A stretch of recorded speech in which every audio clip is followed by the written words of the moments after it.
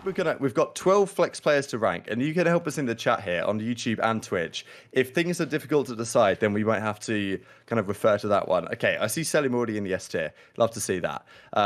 So, yes, it is the case that Cell and ARCITYS, just touch on this real quick, actually, Austin, like that they've kind of changed roles now, or that they probably already were in those roles anyway, to be honest, where Cell was using the AR more often, and now on maybe a map like Bocage, it's going to be ARCITYS pulling out the third SMG.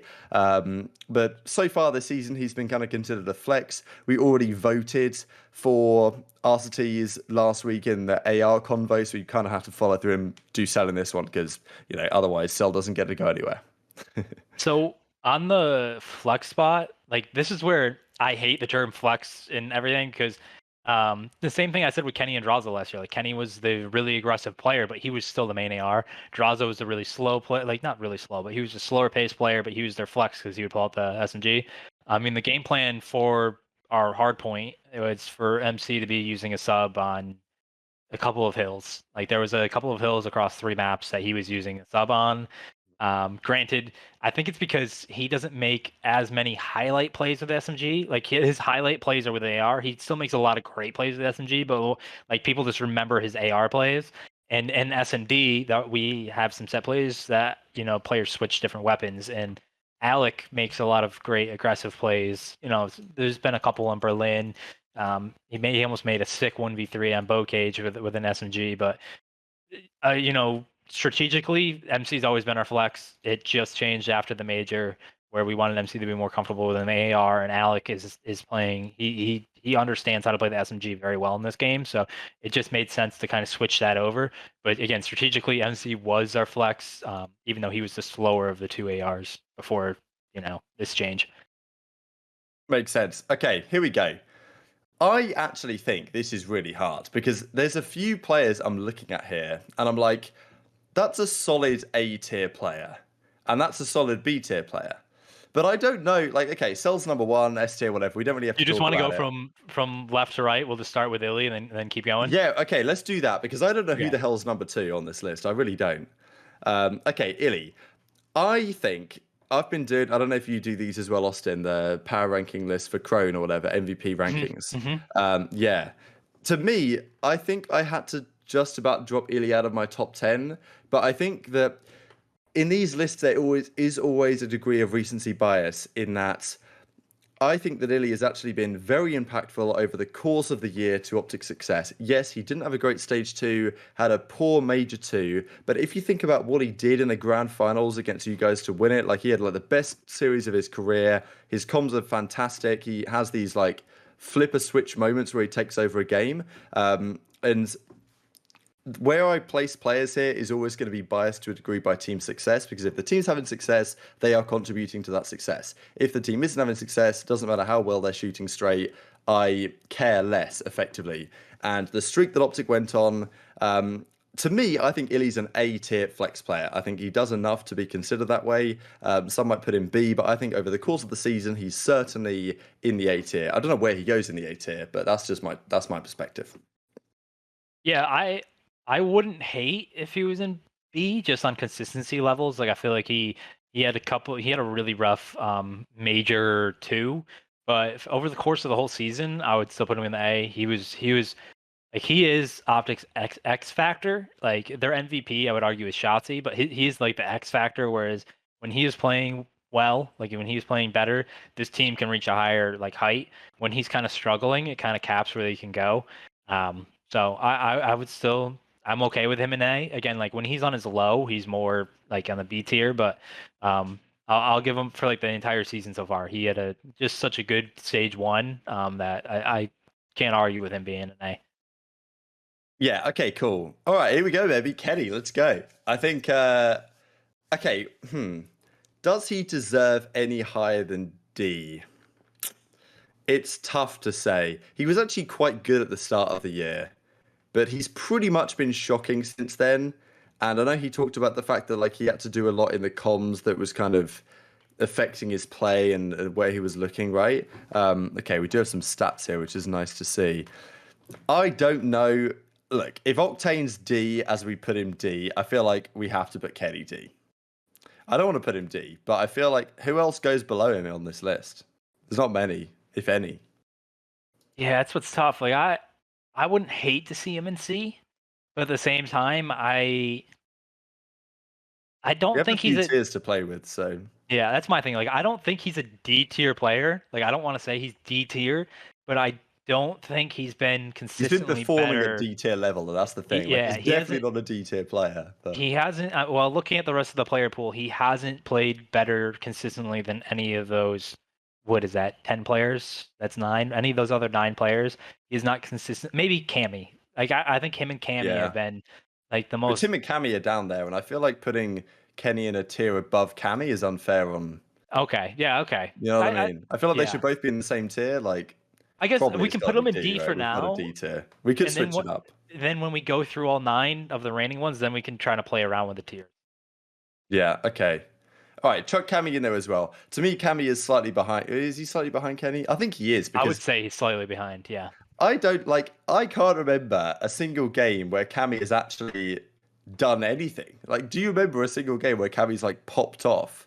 And because there's been a few series where Kenny's been like, okay, wow, that was nasty. Like, I can't remember apart from maybe at the kickoff where Cammy got like 2 snipes in one round on Tuscan, and he made some good plays that event, but long time ago. Crazy to see Cammy here, right? Like, wow, I don't know why he's so bad at this game, to be honest. Like last year, I feel like at the end of last year, he was getting into overrated territory just because people all of a sudden started putting him like top 3 in the game. And it's like, we'll probably Selim deserved that on the course of the season. But he was, no doubt he was disgusting, like with all the different guns. There's no doubt.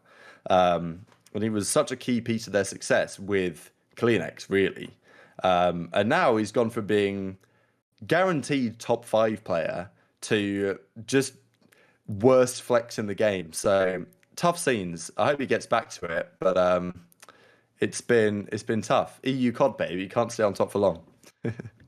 Yeah, I mean I would agree he's probably in D. Like right now what's most concerning for me is he has a 0.75 in S&D. I really thought last year that was like his strongest game mode. That's where he had a lot of highlight plays. I just remember he had the 4-piece on Raid versus us where he was on top laundry and just kind of like just one by one just got the picks. He's been doing okay in control, but yeah, he's like his control his hard point in S&D have been lacking, and that's why I do think him and Kenny are probably, I hate to say D tier, but they're on the lower tier out of this flex list, just because I think like I hold them at a higher standard because I expect them to be in like the A tier and the B tier, and their level of play isn't there, and their team achievements are not there as well. Like they've both been in really poor team situations as well, and I think that's what holds them back. Again, I think these guys have the potential, like both of them literally have the potential to be an A. I just think right now I hold them at a higher level of standard than some of these guys, and they just haven't been there yet. Even though I do realize they both can still contribute a lot, but I want to see more from them in the next couple of months stages. Absolutely. Okay, let's do TJ. So, okay, I know you've had your bit of a back and forth with TJ over his career. Modern Warfare, TJ versus eSmack was good times. I don't know, because I think Boston in general are slightly overrated. It might be a bit tough to say, and I might get a bit in the arse for this one. But I think that their results, especially this most recent major, just looking at who they played, it feels like whenever they play good teams, they kind of get a handed to them. That's not always the case, but I think they're not quite as good as the numbers look, let's just say. Now, having said that, TJ has been a very crucial piece of them actually being good. He was probably the question, not necessarily the biggest question mark, but everyone really had their thoughts about TJ just because the last 2 years he's been pretty lackluster, pretty bad, to be perfectly honest. And this year he's looked good. So, but does he deserve A tier? I don't think he does. I would say he's like B tier to me. He's been solid. He's done his job. He's contributing to their success for sure, which is a factor for consideration. But I don't think he's done enough for me to be considered like one of the best, especially given some of the other names that I think have done more. But you might disagree, Austin. Feel to be disagree with. This is one of those players I want to put him in B for now, but I kind of want to go back through on the like after we like kind of like do the first round. Just because like I think he has been playing really well. I know like it's like go looking back at it, but I think he's like that Boston team's X factor. Whereas like he has a .94 for the season. He's been struggling in hard point, and I've seen him have some like stinkers in control. But he has just been so important in this team for his S&D, and I feel like that's really what's pulled them out of a lot of holes. Is like he's just he's the only one on that team that has a positive um, opening duel record. He's 30-20 over the season. He's winning 60% of his opening duels. He's performing really well in it. He has a lot of damage. He does, he has a lot of clutches. He's been doing really well for this team. So I think, when you look at his respawn, he might slide into that C tier. I want to see how the rest of the tiers play out, but he's like a more I would say he's kind of like more of an underrated like C, maybe low tier B player right now. I think he has to grow a little bit more in hardpoint and he can be higher, but yeah, his S&D though has just been pretty standout this year. Okay, I think that's about right. I like that. Okay, Skies. He's been good. I mean, let me have a look at the stats here for Skies. Like, let's see what we're looking at. Okay, Skies is a 1.06. Solid stuff. I mean, obviously, KD doesn't tell the whole story, but I think that's probably about what I would think of him. He's been really good on like all the weapons, actually. I think we've got to give him credit on the fact that, I mean, for a fairly long time, he held the kill record on what was it, Bakaj Hardpoint, right, when he had the sub in his hand. So you've got to respect that, right? Like a player who's able to do it with both guns deserves a lot of credit. Still, on my perspective, I don't think that it's kind of a TJ situation to me, where he's probably been better than TJ, at least statistically. But again, without the team being incredibly successful, I don't think he quite deserves that level. I mean, it's tough to say because when you look at the SMGs and stuff, you look at Awakening, like Dave Paddy. I think we put almost Dave Paddy in the B tier for ARs. I feel like that's kind of where the whole team is. They're kind of just like a B tier team.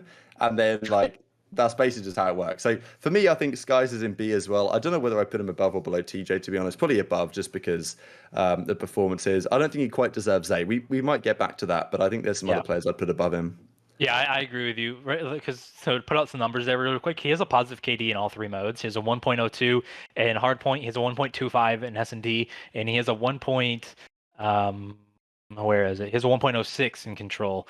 One thing that sticks out to me is he has one of the highest hill time per 10 minutes. He has 85 seconds of hill time per 10 minutes played in hardpoint. He's been kind of relegated to that hill bitch role. Like, what do they call it? Hill kitty? Like Hill kitty nowadays, hill kitty, yeah. He's been playing that role. None of the other three players have a real high hill time per 10 minutes. They're actually really low. Skies is the only one that has that high level.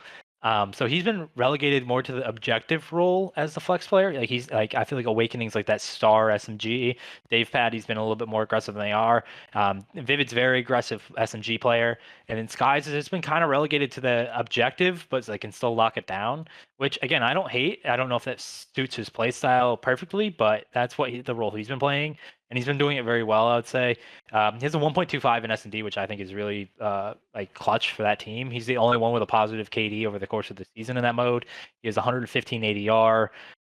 He's been doing pretty dominant in that mode. So yeah, that's I would have him in B. I think he could be a fringe A player if he has another like standout mode in the next couple of like stages. If he can like pop off and control or hard point, he can get up there. But right now, I think he's a very solid B, like high tier B player right now. I agree. Okay, let's do Spart. I'm going to let you take over here because I led the first six, so you can now lead the latter six. Okay. Comes in for LAG. I mean, what do we think? He's obviously played great for the one event, but it's one event. Yeah. See, he's the most difficult to judge. Yeah, that's why I handed it to you. Honestly, I think he's kind of I would say with iLLeY Yeah, right with or now. without the book, that's funny. I think he's with iLLeY right now until we get more data. Just because, like, obviously he came in and won an event. Like, I can't put him in B tier when he just won an event. He was a crucial part of that event. His individual statistics aren't too flashy. He has a .99 over for that stage for that major. Obviously that was hampered by the Optic match that he played, where I think he had a .5. So he probably without that match has around like a 1.06, which is very good. Again, he has his pacing, his Slayer rating, which shows projected kills over a course of a series, is right there with Hook. He actually has he's basically the same number as Hook, which shows that his pacing is really really good with Hook. It's really good, and he has a 1.18 in S&D. But the biggest factor he brought to that team, he's 22-5 in opening duels. He has won 81.5% of his opening duels, so I got to put him in A until proven otherwise. That might be a little bit overrated. He might be perfect. We need more data on him, but until proven otherwise, he's 1 for 1 for championship victories this season, and he's been performing very very well on S&D. So I feel like it's safe to say like him and Inder could be on the same level right now. Yeah, I think that's fair. It depends who else goes into the A tier. He's probably, well, it depends how we do the rest of the A tier, actually. I also do wonder if anyone's going to end up in C here. We might have to relegate TJ, but we'll see how that goes. Okay, I like spart there for now. I think I was kind of conflicted on the whole slasher thing as well, but just because the reason why I put slasher B, not A, and I think people said he probably should have been A, but just because the whole season up to that point, I thought that's kind of where his level was. Whereas Spart has pretty much just come in for the major and won the thing, and that's like all you've seen of him. So you kind of have to give him the benefit of the doubt. And he did play a lot of matches, to be fair. It's not like it's just a very small sample size, right? Okay, Attach next up. Attach has been their best player for Minnesota, but their results are terrible. So where does he go? Yeah, that's what's tough because again, I look at his individual statistics. He's got a 1.08. He's positive in all three modes. 1.11 in S&D. 1.12 in control. I think individually he's been very well. But within the team, I don't know where to really put him. This is where I think like we're gonna have to probably make some very hard decisions in the B and C tier. Oh yeah. Yeah, and I really hate man, this list sucks. I hate tier lists, man. I hate them so much. I this might be where Tej might get pushed in the C and like I Attach. like you think he does because the other players still to come, like there's Yeah, a like lot of B tier players rate in there. There's a I lot of B rate tier players in Gizmo and Paul and Temp and Sib higher. there. Where I Yeah. almost think like Attach and Tej might be together in C. As hard as that is to see, just because Attach has played well individually, but the team success is just not there. And I don't know how to weight a player's individual success at the cost of not winning. I don't know how to weight that correctly, especially in a tier Yeah, list. it's so tough. Because like it's the same thing with Temp. Like Temp has played individually very, very well. Very identical stats to Attach. Where do we put them? Do we ding them very harshly for not being a good team, or do we give them more stock for doing, good individually? That's where like I struggle with the tier list. And that's why it's very hard to make them. I don't know. I don't know how you see it. I agree. I think it's tough when you have to consider these factors. Like the thing to me, I like the word that Fettuccino used in the chat here, which is impact. How much impact does the player have? And when the team isn't having success, you can't necessarily see that. Like the Temp versus Attach one is real interesting because to me, Temp is without Temp on that team, they would be absolutely nothing. And he's been phenomenal for that team. And I honestly kind of agree on the Attach point that like he's been good and his stats are good, but I feel like he isn't having all that much impact, to be perfectly honest. Like he's doing good numbers, but I never really. He's had some good maps here or there, but still, it's not really doing much for the team from my perspective. And I Yeah. think looking at the other players and the seasons they've had so far, like people are going to put Gizmo in C. I feel like that's harsh on the whole because we have. I mean, this is the whole of the season so far for my POV. And yes, Gizmo was not good in stage 2. But stage 1 he was phenomenal. And I don't think that he's done enough to be dropped down to C tier yet. And I think that over the course of the year, he's done more than Attach and TJ have personally. But maybe that's just UK bias. I don't know. But that's the thing. Like, I've got to put, at least for me, a player like Gizmo and probably Sib into the B tier, which means that guys like Attach are just going to get pushed down the rankings. Like, yes, Yeah. he might not deserve C, but he's probably like 9th It's or almost 10th like B minus AR and or B plus. flex. Yeah, You know what I I mean? kind of agree. We could almost change it. Like maybe we can make C like B A D minus, tier, and then D becomes C, D becomes C. Yeah, do you because want it's to do like, that, Omar? Can you change yeah, it? because it's so weird for me. Because like Make D C and then B plus B minus. I think we talked about this for the main ARs. Is there are so many main Put ARs right that to you. I now don't know, put that to you. that are just doing so much better, like so good, that it's kind of like changing how we look at, like, usually flexes were like that star player, you know what I mean? And every, like, last year you looked at MC, you had Cammy, you had Dashy, you had, like, there were so many flex players that were just like S and A tier. Whereas this year it feels like there's a ton of main ARs that are like S and A tier, and then the flexes have been kind of inconsistent and more like just a lot of B tier. And I don't mean that like disrespectfully. It's kind of difficult Run to of the mill, judge that, right? It's so different compared to years in the past. Um, so I think Oh, if we're people are gonna give getting heat a Gizmo, bit early. Anyway, sorry, go on. yeah, I mean that's what I mean. Like it's like, do you judge, like, how do you judge individual success and team success? Like, because like iLLeY has not had the most individual success, but the team success, he's one of two teams to win a championship this year. In this, within the CDL, points season. Him and Spart, which is why I have them in A, because I think their individual level is good enough to be B, but their team success brought them up to A. Whereas I think, you know, Dylan Attach has been good enough to be B, but his team success brings him down to B minus. And so I think Gizmo should be B. I think the only thing hurting him is I haven't seen the best LAN Yeah, statistics from him, and I he's on the don't. verge of dropping into C or B minus on our Yeah, list for me. and I actually think he's very good.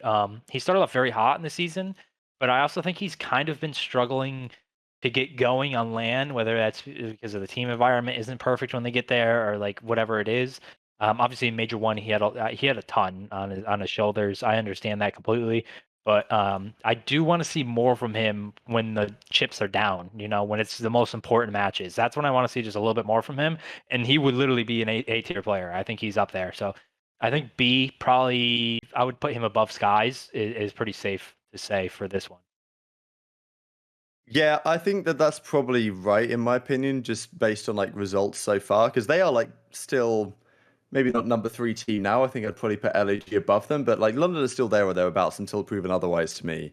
As long as their practice improves, and yeah, he probably has underperformed in big games, but I think that he's done enough to deserve that kind of spot for now. I think what was interesting, the way that Octane described how he thinks about this, is he thinks in terms of who would I rather have on my team? That's kind of the question. At least in kind of current form so far this season. When you look down, like that's why to me iLLeY gets highly ranked here because iLLeY's a great player to have on your team. It doesn't matter like what his stats say or something.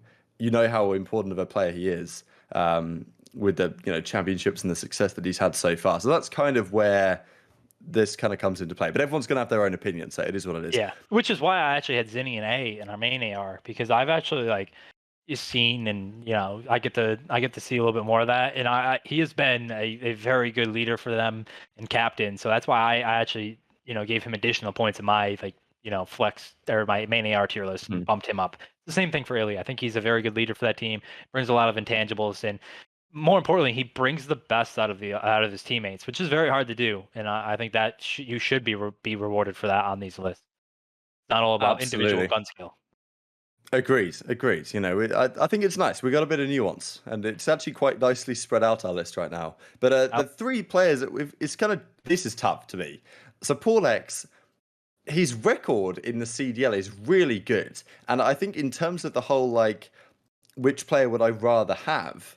You've got to give him a lot of credit in that because he came into London, did a great job with him in the two matches they played for the sub. Arguably, they looked better with him than they have done with Gizmo as of late.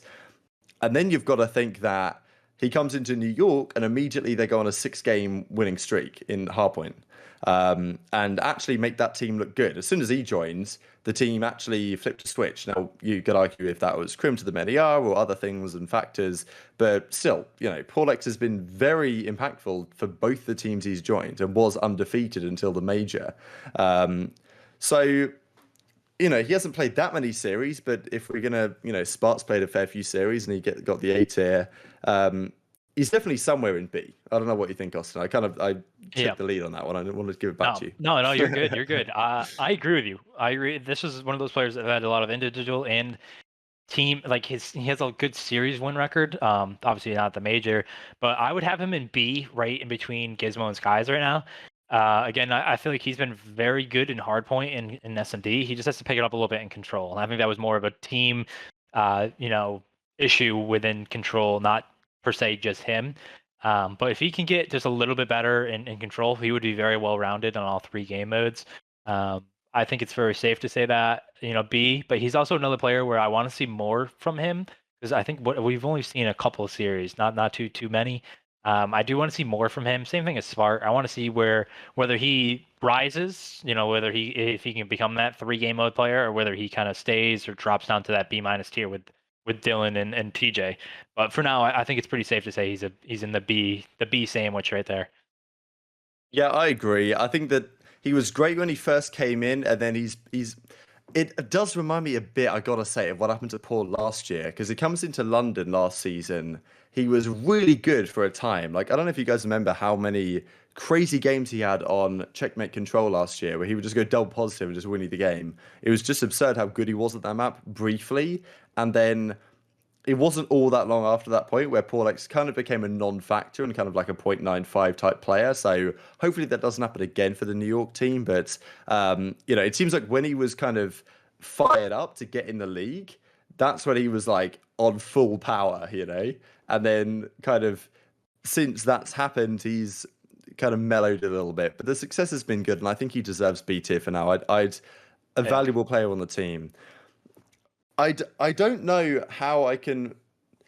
Okay, I've put Attach in B-, and we've put Attach in B-. So now we've got to do Temp, right? And it's a similar situation with him on Paris. The success has been terrible, but what can you expect with the team they have? And individually, it's not just individually he's been great. I do think that he's doing a lot for that team in terms of comms, like upbeat attitudes. But then again, they're not having the success. And is there an element of, playing for kills going on? Some people have implied it. So what do we reckon? I personally have him in B- above Attach, but below TJ. Just because I think TJ's had a more team success. But on the individual level, like comparing stats, Attach and Temp are actually very, very close.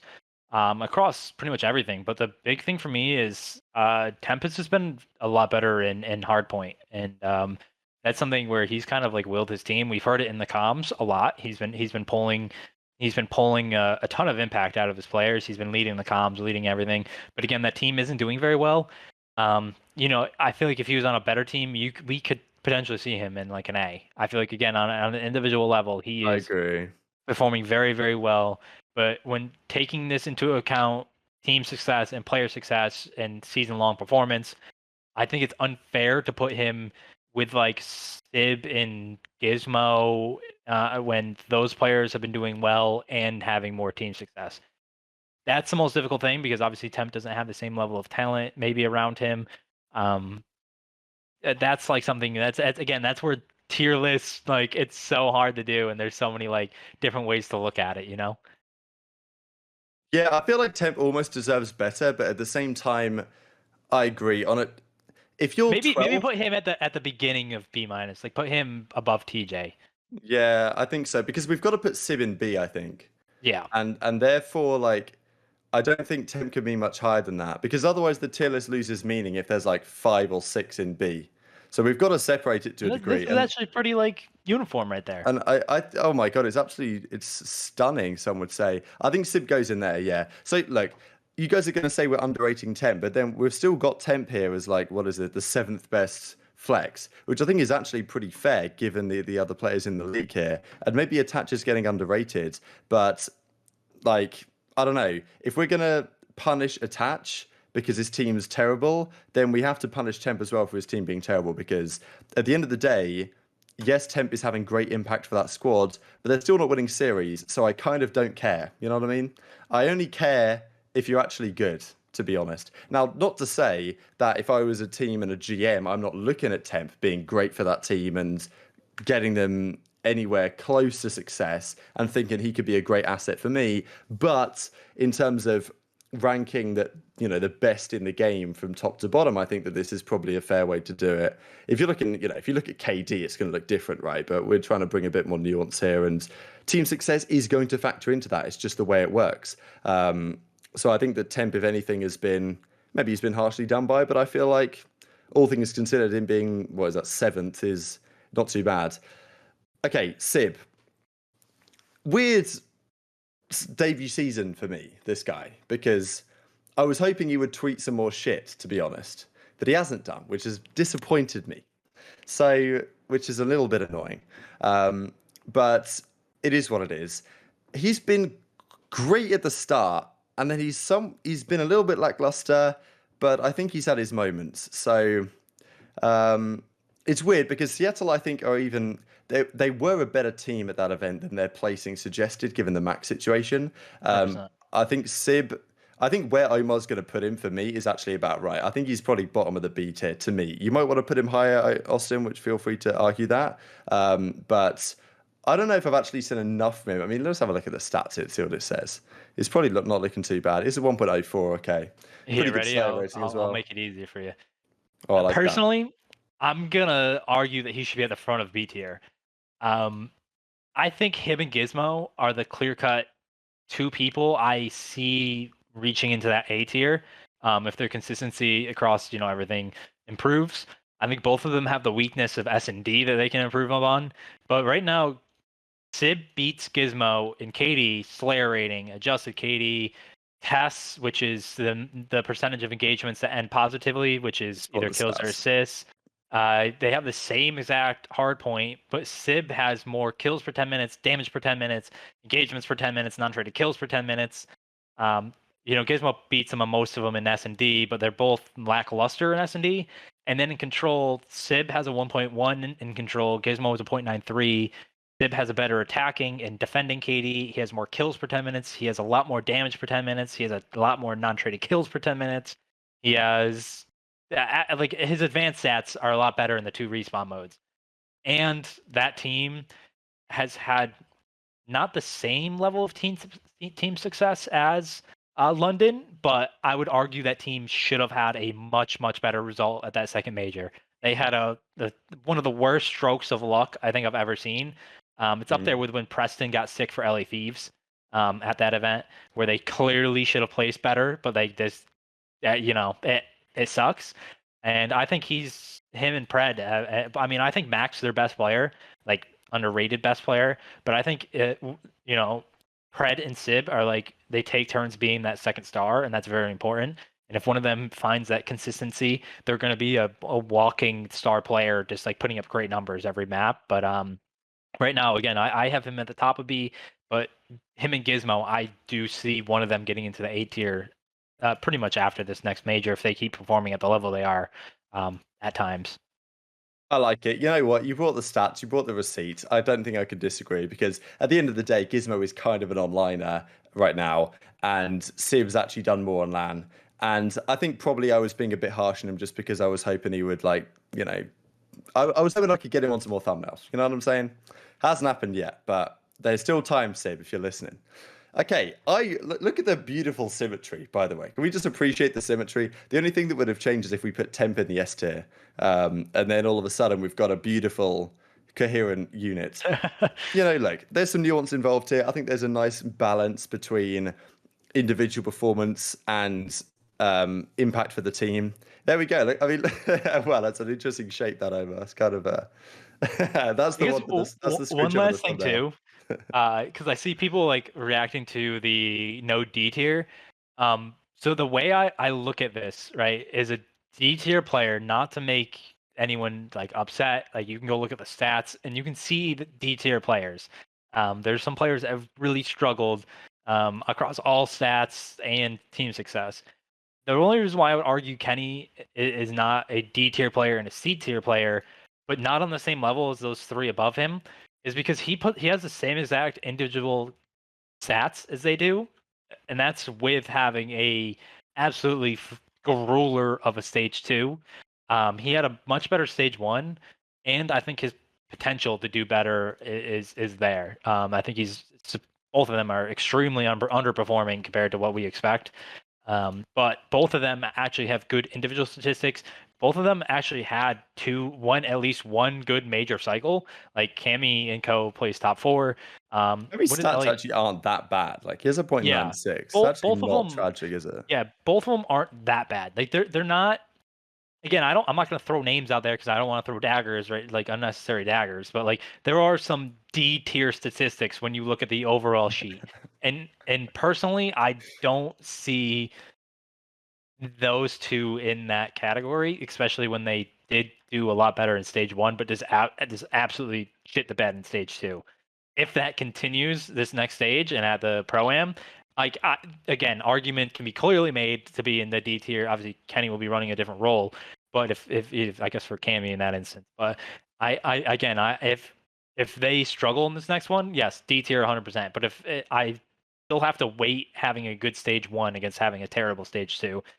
That's kind of where that argument is. I agree. I think we can leave it there. You know, people are going to disagree, and that's absolutely fine. Look, we do have other players to consider here, right? Because we've got Draza and ARCITYS. I don't know if we won't necessarily want to place them. I feel like we could just talk about where we think they can be. Okay.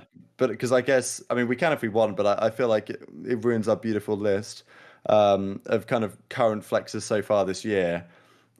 Like, I don't know. Just put RCTs, I think, has always future. been Just put great. future for the player pool instead of that. Just put future, because then we can talk about them in the Yeah, F future. for future. Exactly. That's the There we new go. F tier.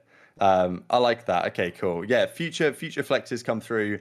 RCTs definitely. I mean, we put in what? Well, you wanted to put him S tier. I wanted to put him A tier. Chat kind of said A tier. In the many Yeah. R's, I think he's going to be in a very similar position as a Yeah. flex. I actually think he's probably even better at that, which is kind of strange, but I just was so impressed at what he was doing in Modern Warfare with the MP5. Like, given kind of what his traditional role is, I just think he's so well suited to a role like that. Yeah. This game, the playing the SMG role is very different. Because again, it's low TTK. You can't just bum rush at somebody and expect to like have that micro movement to out like gun people. Alec is just very smart on how he sees the game, and his positioning is elite, which is very important for an SMG in this game, and that's why he fits that role so good in this game.